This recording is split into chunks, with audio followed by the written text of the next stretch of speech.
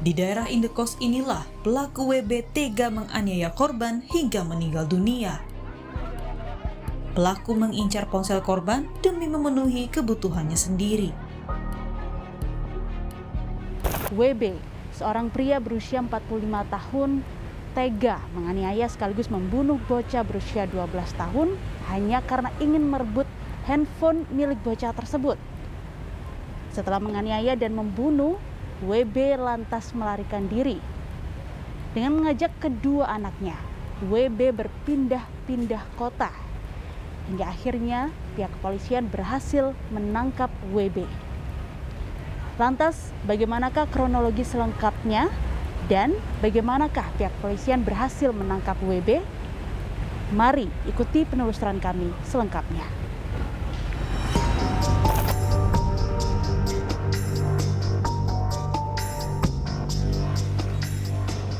Tim gelar perkara mencoba mendatangi lokasi kejadian.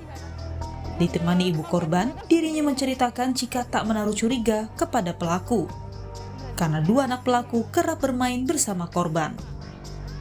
Namun beberapa hari bertemu, korban malah dibunuh. Mbak Nelly, ini berarti kos-kosannya pelaku ya, Mbak? Iya, Wahyu kos-kos di sini waktu itu. Oke. Sama dua anaknya. Ini berarti dikunci. Dikunci sama polisi.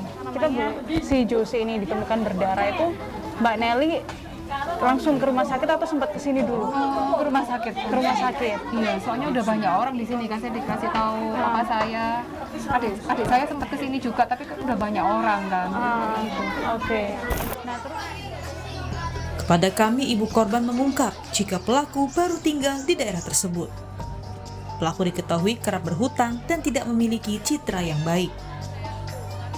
Telepon sama papa saya, gitu. Kan saya lagi di luar rumah, saya diberitahu kalau Jose berdarah.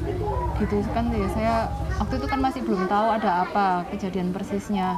Saya langsung perjalanan ke sini gitu, tapi saya cuma dikasih tahu sebanyak orang berdarah di sana, di kos-kosannya Wahyu. pertama kali yang tahu Jose berdarah itu siapa, Mbak? Tetangga kosnya Wahyu itu kan punya dua anak, namanya Teresia sama Anugrah. Yang tahu ya Teresia sama Anugrah itu awalnya.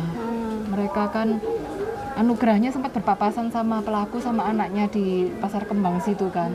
Anugrah sempat tanya mau kemana, tapi pelaku mukul anaknya kan, nggak boleh beritahu. Terus waktu Anugrah sampai di kos rumah itu, dia lihat ada sandalnya Jose, terus dia ngasih tahu kakaknya itu Teresia buka pintu, loh kok berdarah, terus Anugrah buka, lihat ada Jose di situ. Selalu bermain dengan anak-anak dari pelaku ini kah?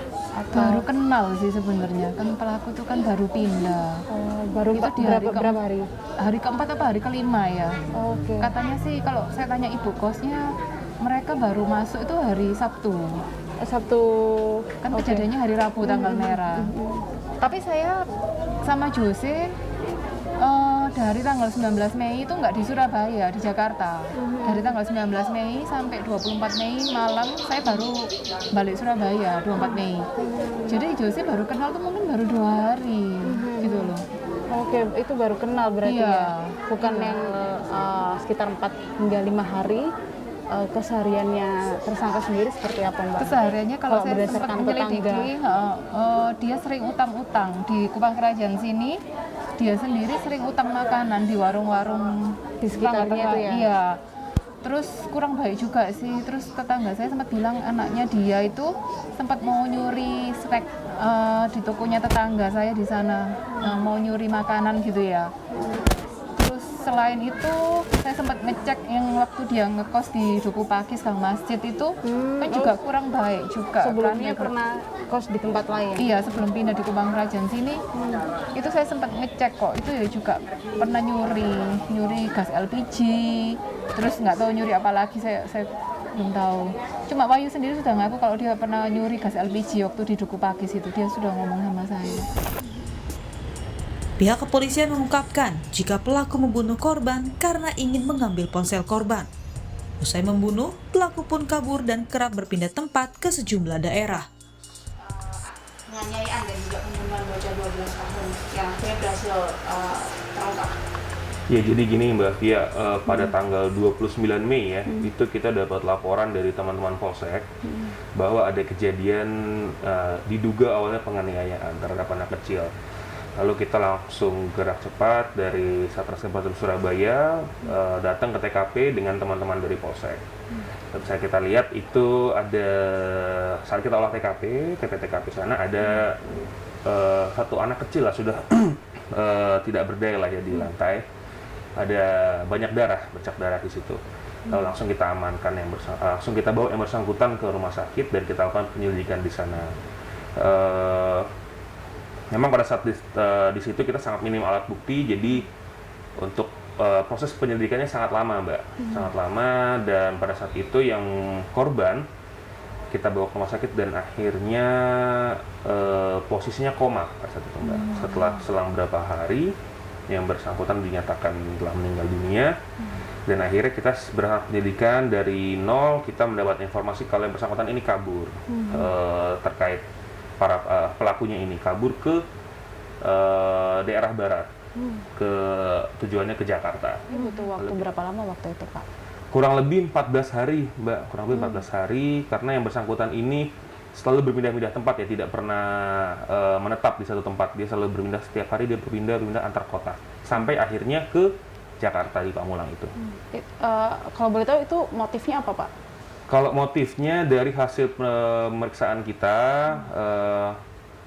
saudara tersangka ini motifnya adalah ekonomi, Mbak. Artinya dia ingin memiliki handphone dari korban tersebut. Jadi pada awalnya niatnya dia hanya memukul untuk mengambil handphone tersebut, tidak ada niatan untuk membunuh awalnya, Mbak. Cuman karena misalkan itu adalah lelaki dewasa dan dia juga menggunakan alat yaitu batu bata mengenai leher dari korban yang mengakibatkan korban koma dan akhirnya beberapa hari kemudian meninggal dunia. Handphonenya dibuat apa, Pak? Dari hasil pemeriksaan? Jadi sesaat setelah dia mengambil handphone tersebut, dia langsung menjual handphone tersebut, Mbak, di salah satu toko handphone di Surabaya ini. Lalu uangnya tersebut dia gunakan bertiga, karena bersangkutan ini mempunyai 2 anak, Mbak. Uang tersebut digunakan untuk ongkos dia kembali ke Jakarta, karena untuk pelaku sendiri dia tidak mempunyai kenalan atau keluarga di Surabaya ini. Namun keluarga dia atau rekanannya dia semua ada di Jakarta, makanya dia pengen kembali ke Jakarta. Oke. Kemudian tahap selanjutnya apa, Pak? Hukumannya berapa tahun? Ancaman hukumannya yang bersangkutan melanggar pasal 80 Mbak, Undang-Undang Perlindungan Anak. Ancaman hukumannya maksimal 10 tahun dan denda 200 juta. Pak.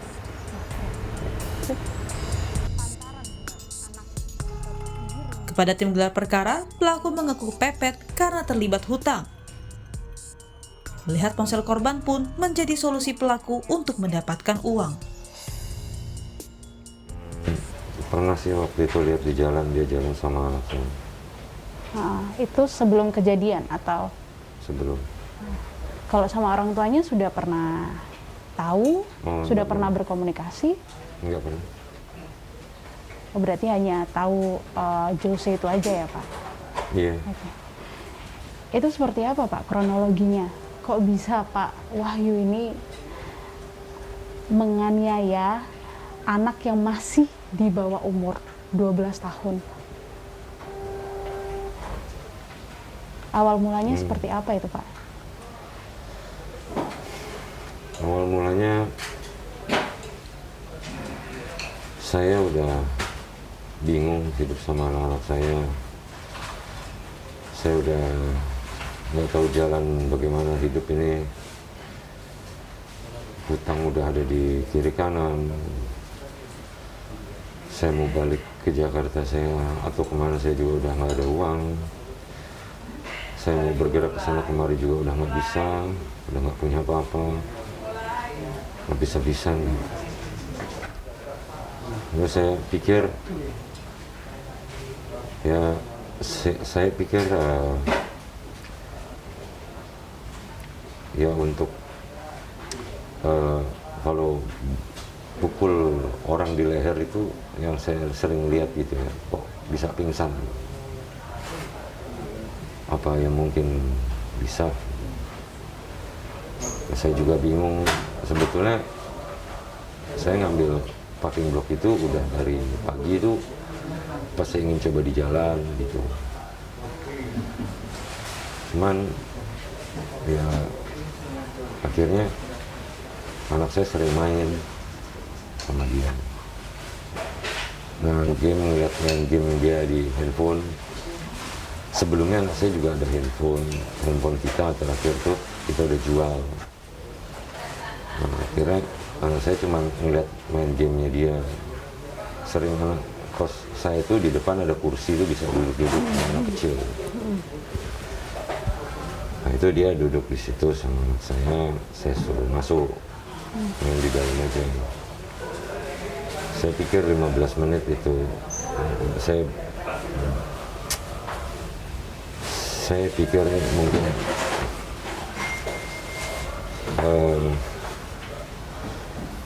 ya saya untuk pulang. Maksud pikiran saya udah ini bisa pulang. Pulang itu balik ke Garut ya, atau? saya keluar dari Surabaya, pergi lah. Sudah berapa lama tinggal di Surabaya, Pak? Saya dari 2 hari sebelum Jakarta lockdown. Oh, berarti sejak tahun kemarin? Iya. Oke, Pak Wahyu memukul Jose. Itu Jose ngapain, Pak? Main game. Main games. Itu di luar kos-kosannya Iya. Pak Wahyu. Itu bareng dengan siapa? Anak saya. Ya, yang mana? Dua-duanya? Dua-duanya. Oke, dua-duanya. Terus setelah itu? Main game. Lihat-lihatan lah, lihat game dia main game. Terus saat itu Pak Wahyu akhirnya muncul niat jahat untuk ngambil. Enggak, awalnya saya belum ke sana, cuma saya suruh masuk aja dulu. Oke. Di dalam, nggak usah di luar, kayak nanti jadi lebih rame. Gitu. Oke. Saya main di dalam, pintu juga kebuka. Pintu kebuka. Nah, di situ saya baru berpikir tuh, di situ. Bapak lakukan Ya, saya pergi sama anak saya. Di situ. dengan mengambil handphone milik Jose. Iya, saya ambil handphone Jose, saya lari sama anak saya. Keliling, puter, jauh kita lari. Kita pun uang nggak punya. Nggak ada uang, nggak ada apa. Kita pun nggak punya apa-apa. Udah pokoknya kita pergi aja. Udah nggak punya apa-apa lagi. Cuma itu. Makanya kita ingin jual. Habis itu kita pergi. Handphonenya berarti Bapak jual? Iya, kemarin saya minta maaf sama dia. Ibu itu, saya nggak pernah bisa tidur tenang. Semenjak kejadian itu, saya nggak pernah bisa dimanapun. Saya sudah dosa sekali. Saya benar-benar iblis. Saya sujud minta maaf. Penggunaan handphone pada anak-anak yang terlalu berlebihan selain menyebabkan kecanduan, juga bisa memicu terjadinya tindak kejahatan. Oleh karena itu, butuh peran aktif dari orang tua untuk bisa mengendalikan penggunaan handphone kepada anak-anak. Korbannya itu merupakan bocah berusia 12 tahun. Lagi-lagi anak-anak menjadi korban. Nah, ini bagaimana dari sudut pandang Pak Bowo sendiri? Memang sudah berkali-kali kalau masalah ini ya. Seringkali kena handphone. Kena handphone, kena korban provocation. Jadi melihat iming-iming handphone ini akan orang berbuat jahat. Nah, tapi apapun berbuat jahat ini adalah satu berhubungan dengan pidana. Ini sudah pidana murni. Jadi dengan melihat terus kemudian dia ditarik dan ada niat jahatnya yang timbul untuk mendapatkan sesuatu handphone itu. Nah, dengan demikian maka itu apakah ada perencanaan? Tapi saya kira langsung. Jadi kena pasal 338. Nah, ini adalah sesuatu yang jangan sampai nantinya ya memang kita nggak bisa apa-apa. Sekarang SD harus daring. Sekolah ini daring semua karena ada pandemi semua. Jadi handphone itu hanyalah kebutuhan pokok. Jadi kalau kebutuhan pokok, jadi handphone inilah yang menjadi satu persoalan. Tapi seharusnya lebih bijak orang tua itu ketika nggak ada sesuatu daring dari pendidikan, pelajaran, maka handphone itu disimpan. Sehingga apa? Sehingga ngiming-ngiming akhirnya tidak terjadi sesuatu yang di rumah, di sekolahan, dan di lingkungan. Itu penting. pengawasannya penting. Kalau nggak diawasi ya seperti ini, jangan sampai sesuatu nggak diawasi, ya sesuatu yang seperti apa yang menjadi satu persoalan-persoalan seperti ini, kasihan. Jadi apa? Jadi inilah korban. Kalau dalam bahasanya hukum korban provocation, korban kena sesuatu yang diiming-iming gitu. Jadi jangan sampai seperti itu. Itu harus sebagai satu introspeksi bagi orang tua yang memberikan handphone yang baik-baik pada anaknya. Namun apapun itu alasannya, pihak kepolisian tetap akan menjatuhi hukuman dengan ancaman hukuman pidana selama 15 tahun penjara. Karena memang WB tega menghilangkan nyawa seorang anak yang masih di bawah umur. Fia Irmar, Alfian Rahman, Kompas TV Surabaya, Jawa Timur.